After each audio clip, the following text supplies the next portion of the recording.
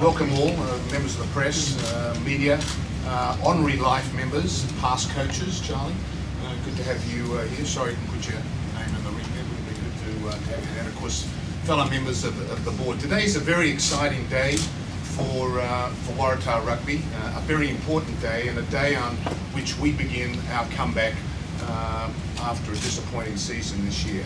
We're going to basically reinvigorate the Waratah Rugby with a goal of becoming back at the top of the Super 15 competition. I'd like to spend a couple of minutes just going through the process that we followed prior to the appointment of Michael as our new coach for 2013. We had a comprehensive review of coaching candidates from across Australia and internationally. We interviewed and spoke to more than a dozen prospective candidates. I'd like to acknowledge their credentials and their enthusiasm for the job. The candidate was unanimously endorsed by the rugby committee, who was responsible for selecting the coach, and endorsed by the board as well. So he comes with our total endorsement and enthusiasm. When we looked for the coach, we wanted someone who had an outstanding track record in international rugby as a head coach. We wanted a coach that would basically be able to reinstill some of the cutting-edge disciplines that we believe have been missing over the last couple of years at the Waratahs. We wanted a change agent. We wanted someone that was going to basically be able to transform the culture and transform our track record. We wanted someone who was an Australian, someone that basically understood the heritage of the Waratahs and the background of the Waratahs, the values and the culture. And I think in selecting Michael as our coach today, we've achieved all those goals. He has a vision for the future for this code, for the Waratahs in particular. He has an outstanding track record, a winner of the Heineken, 5 times in the Magna competition top 3. He was the Celtic champion, and he's won the Shoot Shield as a coach. There is no doubt about his ability to produce winning rugby. His heritage is attacking rugby, and so not only will we hope to have a coach that will basically be able to produce winning rugby, but will be able to produce attractive attacking rugby, which is basically part of the heritage of the Waratahs. He understands what we mean. He's a Waratah himself, an Australian under-21 player.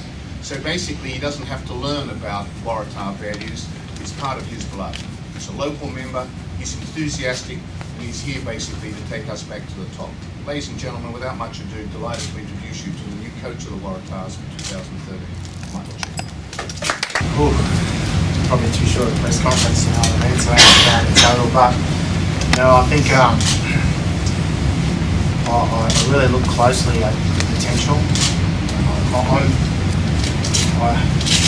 not doing coaching as a job, you know, I'm doing it as something that I really love to do. I'm lucky enough to be able to do it, and I like the potential of creating something here at the Waratahs, New South Wales, that I think will last longer than just the few years that we've got now, you know, and in the near future.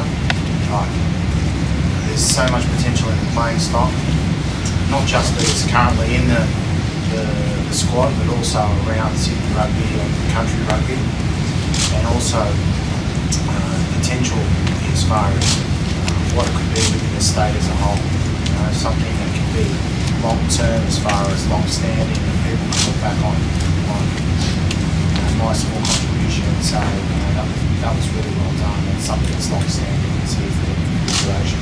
Not all clubs,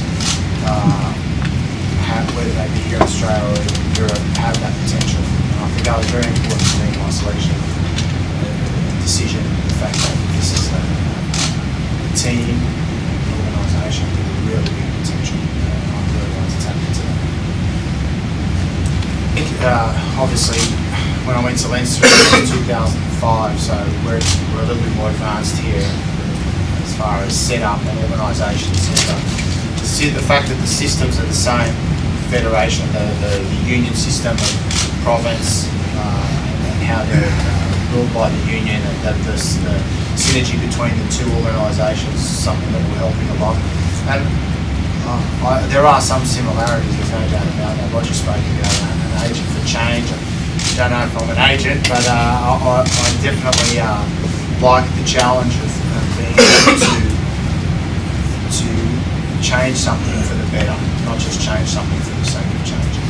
And I think that's very important in what we're looking to do here, because when we're changing, we've got to also recognise the things that are really good here as well, and make sure we take those along for the right routes.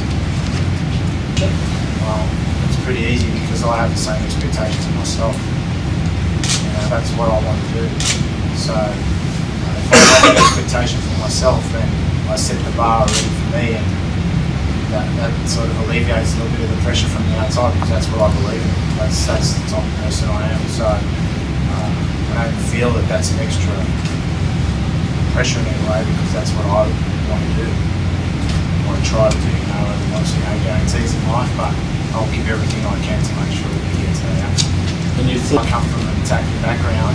You know, we were talking about it before, and perhaps sometimes to my own detriment, where we're a bit of Kevin Keegan here, or you score one and we'll score two, you know, so maybe got to not be like that, but have a good balance of, you know, my roots are obviously in attacking rugby, both from my experience in Australia, my experience at Leinster, and also what we tried to do in France as well, and it's based around that. I think that's where you get a lot of enjoyment, satisfaction also from the game as a player. I imagine also as a supporter, and you know, we want to play a style of rugby, not just that's attacking, yes, that's a big part of it, but also that makes us proud of the way we play. That's a really important part. I think it's a balance between cutting edge, spoke about technology and science and all those things, balanced well with a bit of old school gut feeling, good culture, good atmosphere around hard work, and bit of dog as well, and just a good balance of everything, you know. But obviously, like I said, my heritage comes from playing attacking rugby, and that's something that I want to do. You know, I don't think you can win big games against scoring tries. I think the first thing that we've got to remember is that, like, if I can make, along with everyone else in the organisation, the team be really clear in its identity, what we're about, how we're going to play, how we look off the field as well to everyone, how we are on the field, really sure, and our supporters and our organisation as a whole are proud of the team. That means we're playing a good style of game and we're playing well. If we can get to that level, then we can maybe hope to get a bounce of the ball or a bit of luck that goes with winning, like winning the big show. And we have to earn that right. We're not just going to do it because we decide to say, oh, well, we're going to start playing this type of footy now. We've got to work hard for it. We've got to earn it through attention to detail, professionalism, passion, all those things as a total. So yeah, I can come here and tell you, oh yeah, we're going to win next year, but that's a third thing. You know, we've got to earn the right to win something.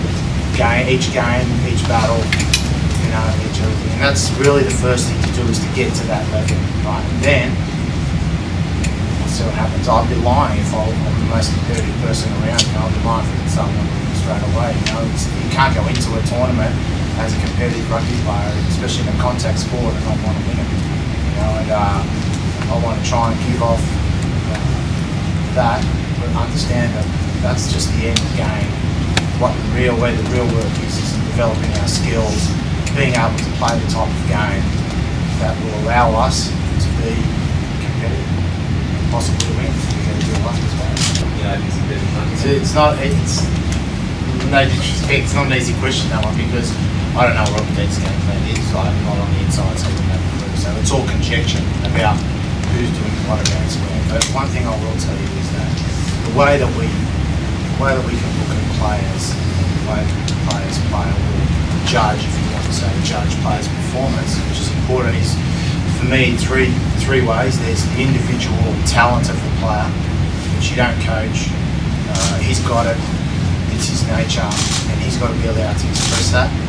Then there's the role that he plays within your organisation and the team.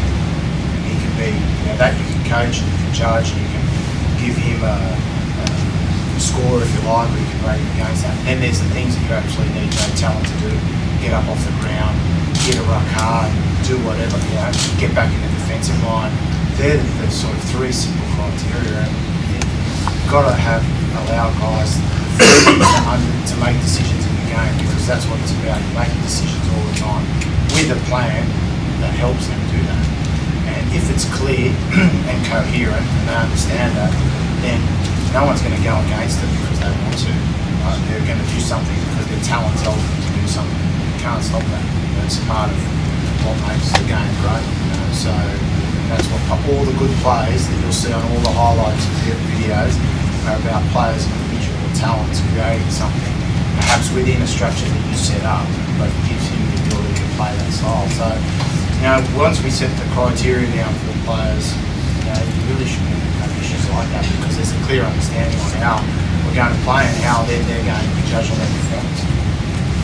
I think that we've got a squad that's got a lot of quality already. Obviously, the seasonal, it's pretty clear, and our season contract list has 30 places, of which I think 29 are already taken. And that's like, if I'm coming to the team and looking at the group and thinking of the players, and I'm about to join that team, and I don't think that the players that I can do anything with, then I wouldn't be coming. And obviously there's a lot of talent, and I got to get to know the guys and understand off-field profiles as well. Perhaps I've only ever seen most of these guys playing rugby on video or on TV or anyone else, So once I understand the off-field characters and what they bring in as a profile of the field as well, in a character sense, not just the skill, then I'll be able to tell them better. But there's no way I would be going to any team if I didn't think that my potential was there to be successful.